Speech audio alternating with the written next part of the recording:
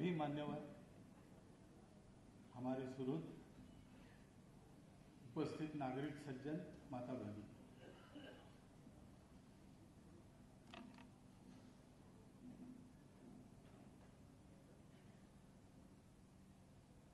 कर्तृत्व संपन्न लोगों के चरित्र लिखे जाते हैं।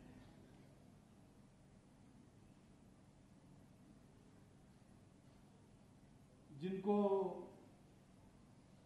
भारी जगत में करिश्माई नेता कहा जाता है, उनके चरित्र लिखे जाते हैं। स्वाभाविक बात है, उससे एक स्फूर्ति मिलती है, प्रेरणा मिलती है, लेकिन उसको ठीक से पढ़ना पड़ता है।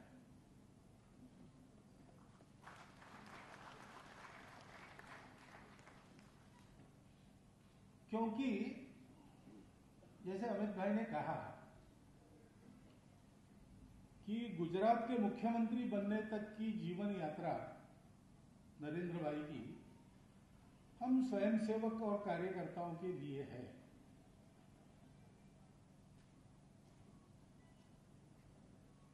उसी स्तर पर वो अगर चलती रहती तो आप नरेंद्र भाई का नाम नहीं जानते, क्योंकि वो हमारे स्वयंसेवक है, हम जानते, उस यात्रा के महत्व को भी हम समझते, लेकिन वो हमारे लिए ही रहता है। दुनिया को इतनी फुर्सत नहीं है कि वो ऐसे लोगों को देखे। वास्तव में उनको देखना चाहिए, लेकिन नहीं देखते।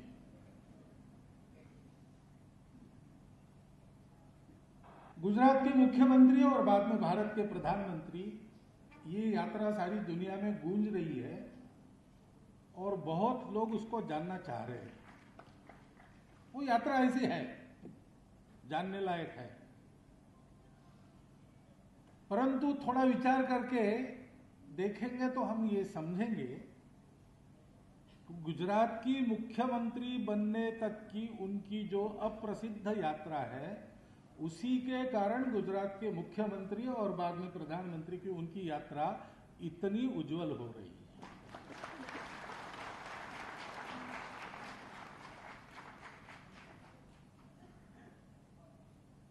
चरित्रों को लिखने का काम, लिखने के लिए तो कोई भी कर सकता है,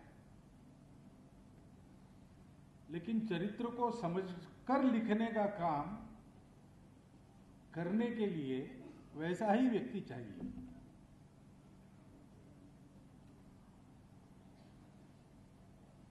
मेरी जानकारी में नरेंद्र भाई का ये कोई पहला जीवन यात्रा का वृत्तांत नहीं लिखा जा रहा है, इसके पहले भी आए हैं छोटे मोटे। लेकिन इसके प्रकाशन में पाठक जी ने सोचा कि मैं इस पुस्तक का लोकार्पण करूं, और मैंने हाँ कही। सामान्यतः मैं नहीं जाता हूं, इसमें मैंने हाँ की,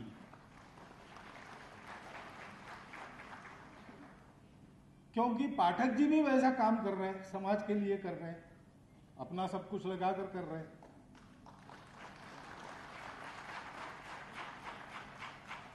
और वो भी अब प्रसिद्ध हो रहा है, तो प्रसिद्धि के प्रकाश में रहकर भी अपने व्रत को निभाते हुए चलना, जैसा नरेंद्र भाई कर रहे हैं। नरेंद्र भाई एक व्यक्ति के नाते, एक स्वयंसेवक के नाते, एक कार्यकर्ता के नाते गुजरात के मुख्यमंत्री बनने के पहले जैसे थे वैसे आज भी है। सारी दुनिया में नाम हो रहा है, लगातार प्रसिद्धि हो रही वगैरह। इसका परिणाम उनके व्यक्तित्व पर, कर्तृत्व पर, नेतृत्व पर नहीं है। ऐसा पाठक जी का भी है, तो उनकी इस यात्रा को वो समझ सकते हैं। और समझने वाला व्यक्ति जब लिखता है, लोग पढ़े इसलिए ये सब बातें लिखनी पड़ती है, लेकिन उसके साथ और भी कुछ लिखा होता है। कदाचित लिखा नहीं होता है, लेकिन बिटवीन द लाइन्स हमको पढ़ना पड़ता है। आज हम इस चरित्र को उस दृष्टिकोण से पढ़े, इसकी आवश्यकता है। नरेंद्र भाई के लिए नहीं, हमारे लिए है।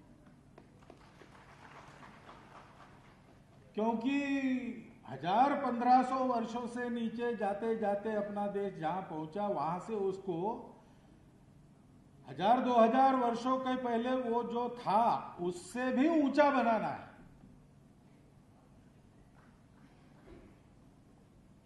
और नरेंद्र भाई ने, अमित भाई ने अभी सुरक्षित एक अनुमान 2024 तक का किया है, ऐसा लगता है उनकी बात से।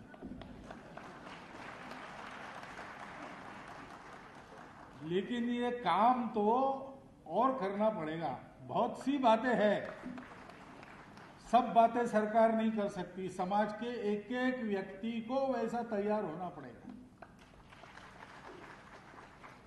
अस्पृश्यता विरोधी कानून तो बहुत पहले बन गया, लेकिन वास्तव में मन से उस अस्पृश्यता को निकालकर समाज का प्रत्येक व्यक्ति व्यवहार करे, इसके लिए कैसे प्रयास करने पड़ते हैं पाठक जी ने किए हैं। वो सरकारी प्रयास नहीं हो सकते, वो हमको करने पड़ते हैं।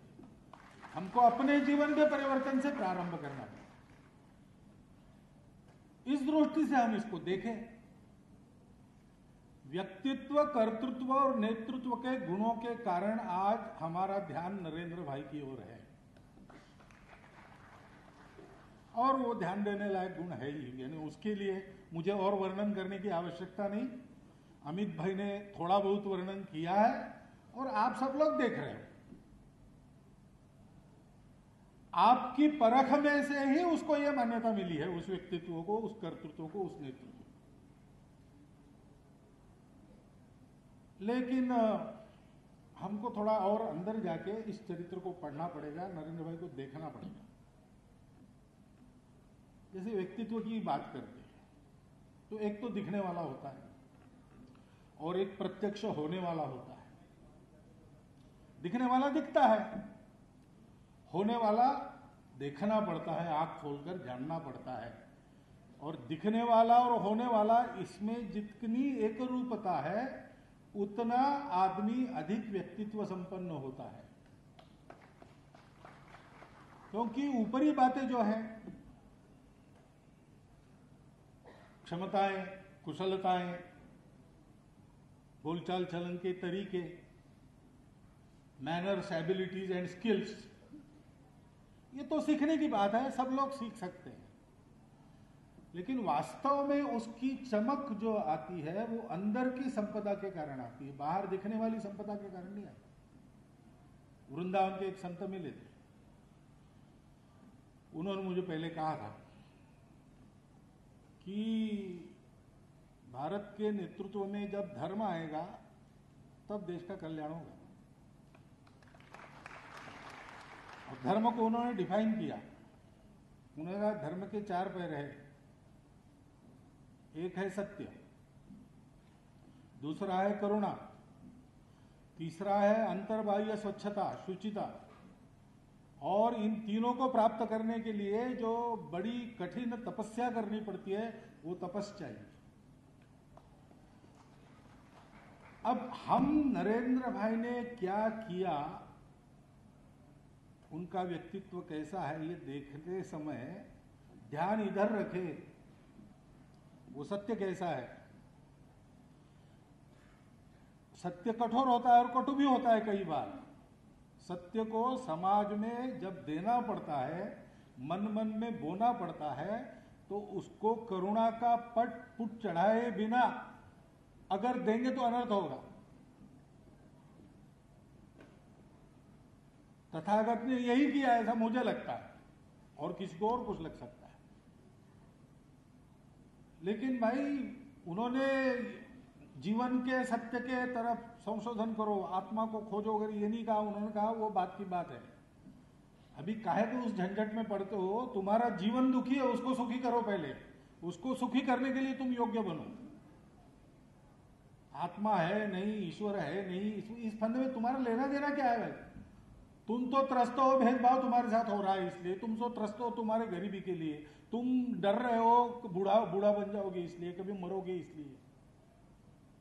पहले इससे अपने को मुक्त करो, बाकी बाकी छोड़ो। ये उन्होंने क्यों कहा? वो सत्य के पक्षधर नहीं थे क्या? वो सत्य के पक्षधर थे, उन्होंने सत्य की प्राप्ति की थी, वो बोधि प्राप्त की। लेकिन उन्होंने ये जाना कि समाज को दुख मुक्त करना ये पहली आवश्यकता है। सुख प्राप्ति होने के बाद आदमी आगे बढ़ सकता है। पहले तो उसको दुखों से ही सामना करना पड़ता है। यह उनके मन में क्यों आया? क्योंकि वो करुणावतार है। बिना करुणा के सत्य का कोई अर्थ नहीं है। सत्य है, अपनी जगह है, हम माने न माने वो है।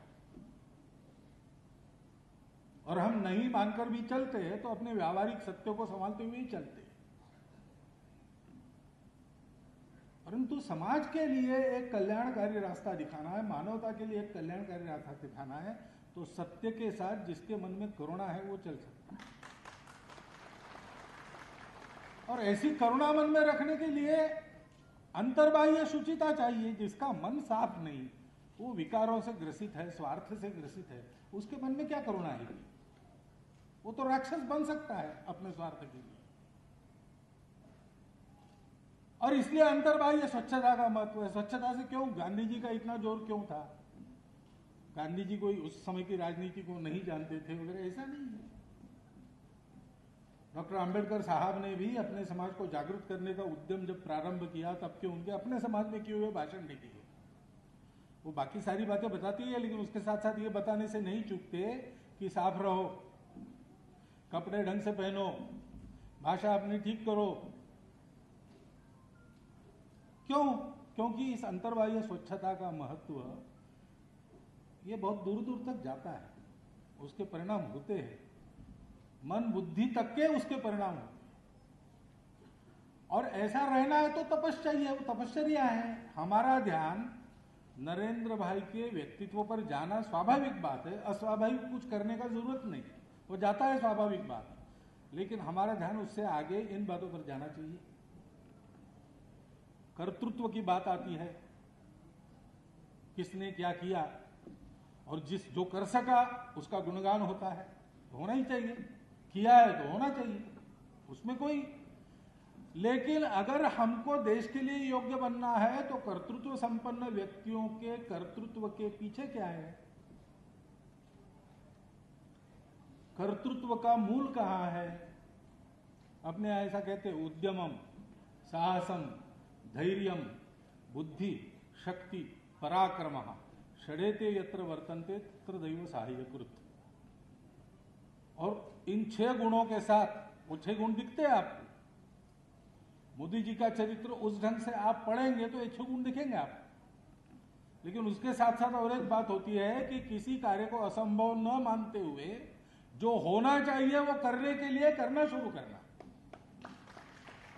होना क्या चाहिए इसकी बात तो आजादी के बाद निरंतर चली है अपने देश में। 70 साल नहीं हुई, अब हो रही। क्यों हो रही? कर रही इसलिए हो रही। कर क्यों रहे हैं? क्योंकि उसको असंभव नहीं मानते। चलो करके देखेंगे, कैसा करना सोचेंगे, ऐसा नहीं होता तो वैसा करके देखेंगे। ये कर्तृत्व के पीछे छुपा हुआ कर्तृत्व, उस पर हमारा ध्यान देना है। नेतृत्व, वोट मिलते हैं तो नेता हो जाता है, लेकिन वोट क्यों मिलते हैं? केवल चमत्कार से नहीं मिलते। वोट प्राप्त करने के लिए प्रयास करने वाले तो साथी रहते, वो साथ काम किए हुए रहते, वो देखते हैं व्यक्ति को। उनको ये अनुभव आता है कि ये आदमी कैसा है, पात्रे त्यागी, योग्य व्यक्ति के लिए छोड़ने वाला, देने वाला, गुणे रागी, गुणों पर प्रेम करने वाला। हाथ पकड़ के पाठक जी को मंच पर क्यों ले गए? प्रदर्शन देखा तब ध्यान में आ गया कि इनके करने में गुण है, और गुणवान व्यक्ति को समाज की आवश्यकता है, समाज को गुणवान व्यक्ति की आवश्यकता। भागी परिजन ही सह, सबके साथ बांट कर लेता है, अकेला नहीं होता। शास्त्रे बोधा, शास्त्रों को जानता है, और जिन शास्त्रों को जानने की आवश्यकता है उनको जानने का प्रयास करता है। रणे योद्धा, रण में योद्धा, जब रणांगन का प्रसंग आता है तो आगे बढ़ता है। ये नेतृत्व के पीछे के नेतृत्व गुण है। दिखने वाली बातों का अनुकरण संभव नहीं है सबसे। हर एक आदमी अलग अलग होता है, वो अलग अलग काम कर सकता है, और जैसा उन्होंने किया बिल्कुल वैसा हम करेंगे ऐसा संभव नहीं है। महाराष्ट्र में एक बार हमारे कार्यकर्ताओं ने सोचा, शिवाजी महाराज के राज्याभिषेक के 300 वर्ष पूर्ण हो गए, प्रत्येक घर में शिवाजी महाराज का संदेश पहुंचाएंगे। अब आज से भी शाखाएं उस समय कम थी, 70-71 की बात है।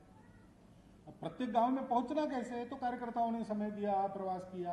एक कार्यकर्ता ने सोचा शिवाजी महाराज का संदेश पहुंचाना है, तो उनके जो साथी थे मावड़ा, जिनको मराठी में कहते, वैसा वेश धारण करके घोड़े के बैठकर मैं अपने ब्लॉक में सब गांव में जाऊंगा।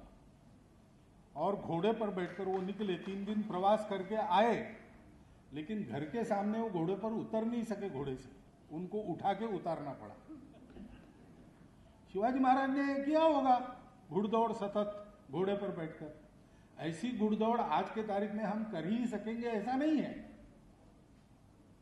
कब कर सकेंगे, जब ये नेतृत्व के पीछे, व्यक्तित्व के पीछे ऐसे गुण हैं, उनको हम देखेंगे। नरेंद्र भाई का नेतृत्व देश का आशा की किरण क्यों बना? ये गुण है, वो गुण आदमी को चमकाते हैं, लेकिन उस चमक दमक में आदमी बह नहीं जाता, अपना काम ठीक करता है। इसका कारण क्या है? उसके पीछे भक्ति रहती है, राष्ट्र भक्ति रहती है, और भक्ति से आदमी काम करता है। आदमी अहंकार से भी काम कर सकता है, मैं करके दिखाता हूं। स्वार्थ काम करने की प्रेरणा है, भय पीछे लगा है, आदमी काम कर देता है। गोल मटोल मोटा ताजा आदमी मैंने प्रत्यक्ष देखा है, चलने में भी वो ऐसा डुलते डुलते चलता था, उसको कहना पड़ता है भाई चलो, तो कहता था तुम्हारा शरीर तो पतला है, तुम मेरे जैसे शरीर का बोझ ढो के बताओ, फिर बताओ चलने के लिए। लेकिन जा रहे थे एक बार, तो सांप आ गया कहीं से, पैर में से चला गया, तो 3 फुट ऊंचा और 7 फुट लंबा कूद के वो अलग हो गया।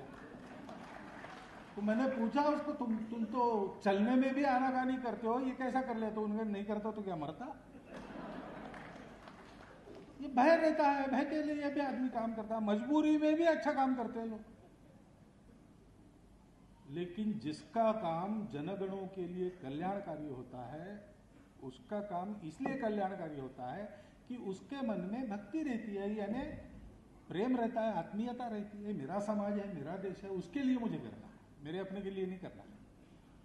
तेरा वैभव अमर रहे मां, हम दिन 4 रहेगा। और उस आत्मीयता में मोह नहीं रहता किसी के प्रति, उस आत्मीयता में तत्वनिष्ठा रहती है। देश के भले के लिए जो उपयुक्त है वो मेरे लिए उपयुक्त है, मेरी अपनी रुचि अरुचि कुछ भी हो, देश के कल्याण के लिए आवश्यक है, हम जोड़ेंगे। श्रद्धा रहती है, कुछ अच्छा होगा, निराशा नहीं रहती। निराशा की मनस्थिति आई थी समाज में, उस मनस्थिति से निकाल क्यों सके देश को? इसलिए कि जो सारे प्रयास करने वाले लोग थे, उनके मन में ये श्रद्धा थी, ये देश मिटेगा नहीं, ये देश बढ़ेगा। इसका एक चिरंतन जीवन कार्य है। वो जीवन कार्य समय समय पर संपन्न करने के लिए इसको बलवान बनना ही पड़ेगा। इसको मरने की अनुमति नहीं है नियति की। इस श्रद्धा को लेकर साथ चले हैं। विश्वास होता है, स्वयं पर आत्मविश्वास होता है, अपने कार्यकर्ताओं पर विश्वास होता है, अपने कार्य पद्धति पर विश्वास होता है, अपने लक्ष्य पर विश्वास होता है, और साथ में समर्पण होता है। कायेन वाचा मनसेन्द्रियेण वा बुद्ध्यात्मना वा प्रकृति स्वभावात्। काया वाचा मन से, बुद्धि से, आत्मा से, प्रकृति स्वभाव जिसके ऊपर कोई उठ नहीं सकता, उसके ऊपर भी उठ के कार्य सिद्धि के लिए प्रयास करने का दम उस समर्पण के कारण आता है।